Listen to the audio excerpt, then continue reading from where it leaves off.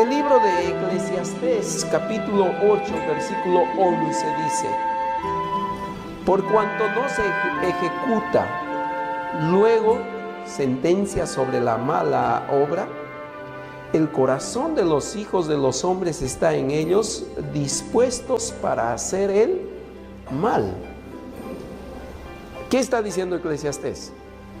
La gente que hace lo malo, y cuando hace lo malo no le pasa nada, entonces ellos interpretan que tienen permiso de seguir haciendo lo malo, cuando deberían interpretar bíblicamente que Dios les está dando la oportunidad de arrepentirse, resarcir ese pecado. La gente lo ve al revés.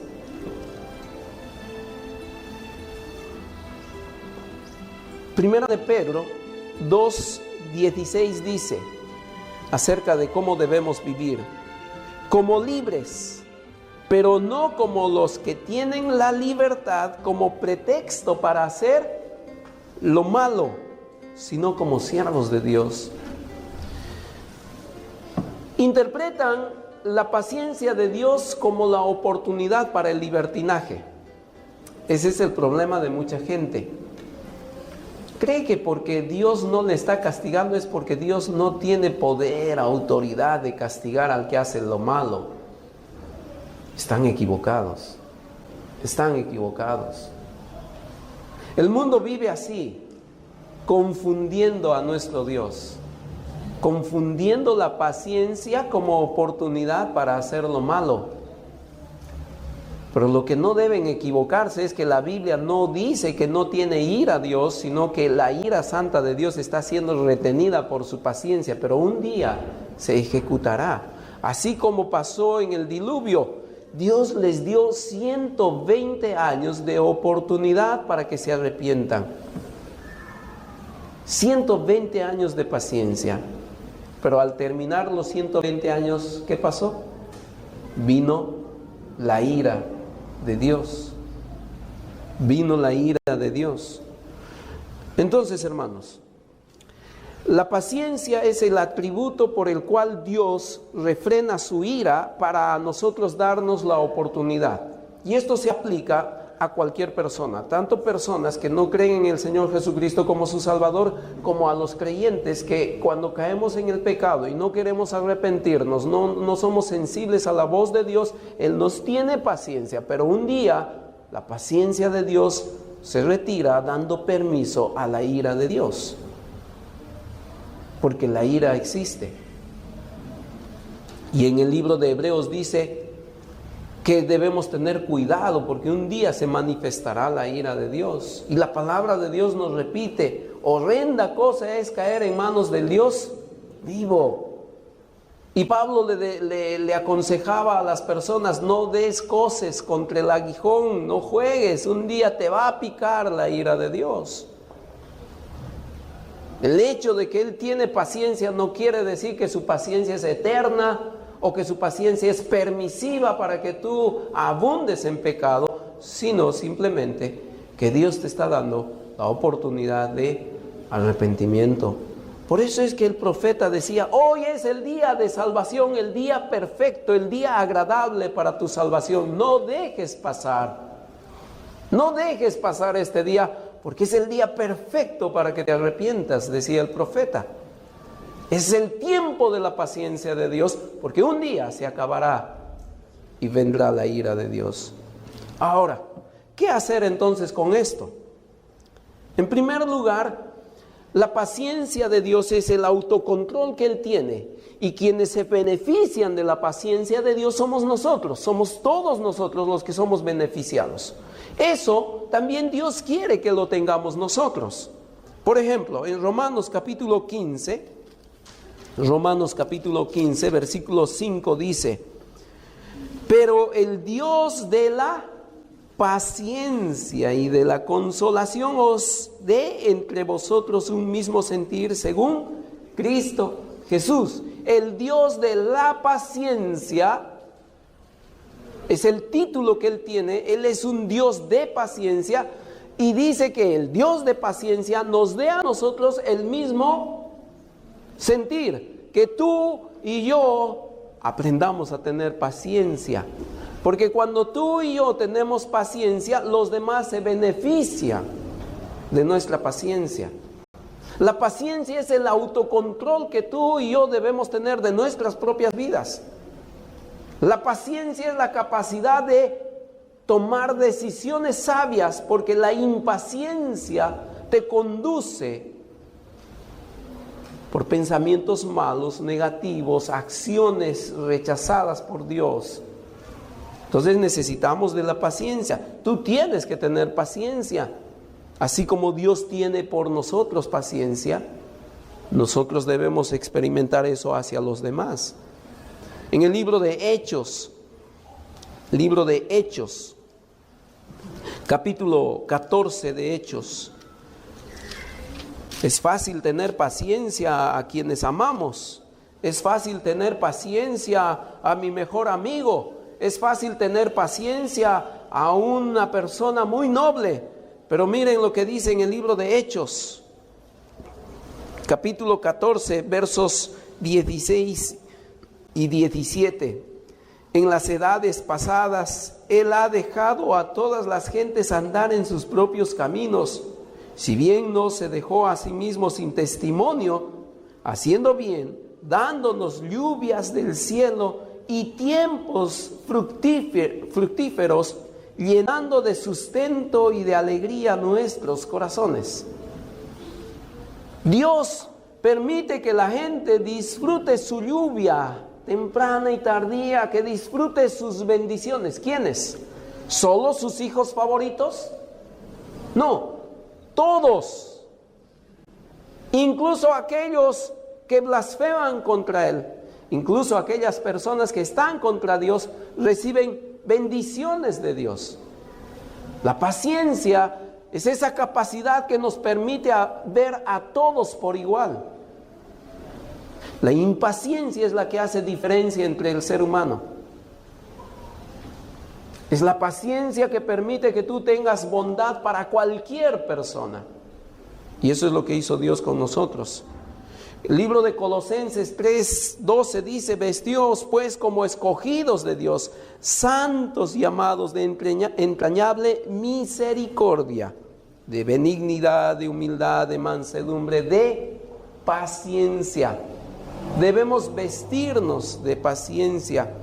Efesios 5:1 dice: sed pues imitadores de Dios como hijos amados. Imita a Dios. Él es paciente, nosotros debemos ser pacientes. ¿Ustedes saben cuál es el fruto del Espíritu Santo en la vida de un creyente? ¿Qué dice Gálatas capítulo 5:22? Mas el fruto del Espíritu es amor, gozo, paz, paciencia. Paciencia. ¿Tienes paciencia para con los demás? ¿Tenemos paciencia para con los demás? Deberías, porque Dios es paciente. Cuando tú pecas, ¿has notado que no recibes el castigo inmediatamente? Es porque nos tiene paciencia. Porque si no, ya estuviéramos consumidos, dice la Biblia, ya hubiéramos sido consumidos. Pero Él nos tiene paciencia y de igual manera Él está pidiendo que nosotros seamos pacientes. Es decir, que controlemos nuestra molestia, nuestra ira, que la controlemos para que las personas tengan el beneficio del arrepentimiento. Nos dejamos controlar por la ira. Nosotros somos al revés, prontos para la ira, tardos en misericordia. Así somos, nos molestamos con una capacidad increíble. Nuestra ira acelera de 0 a 100 en un segundo. Pero debemos ser como Dios. Tenemos que ser como Dios, pacientes. La paciencia, hermanos, es una virtud hacia el prójimo, pero también es hacia Dios. Busquen en Segunda de Pedro, por favor. Cuando entendemos la paciencia, nosotros vamos a comprender algo muy importante. Segunda de Pedro, capítulo 3.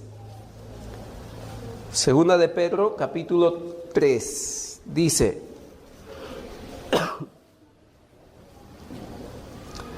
versículo 9: el Señor no tarda su promesa, según algunos la tienen por tardanza, sino que es paciente para con nosotros, no queriendo que ninguno perezca, sino que todos procedan al arrepentimiento.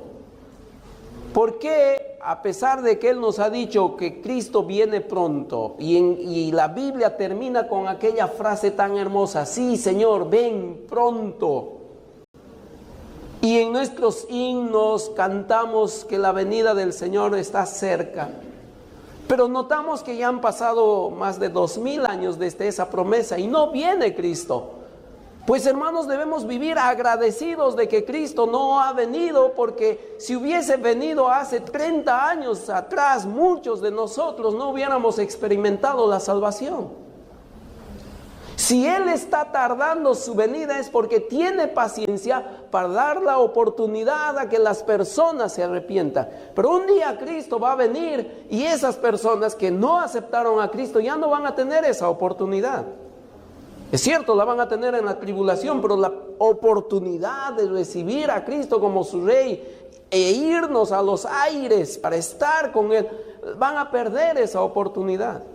Si Él está reteniendo su venida, es por su paciencia, y la paciencia de Dios es un beneficio nuestro. Nosotros recibimos bendición de su paciencia.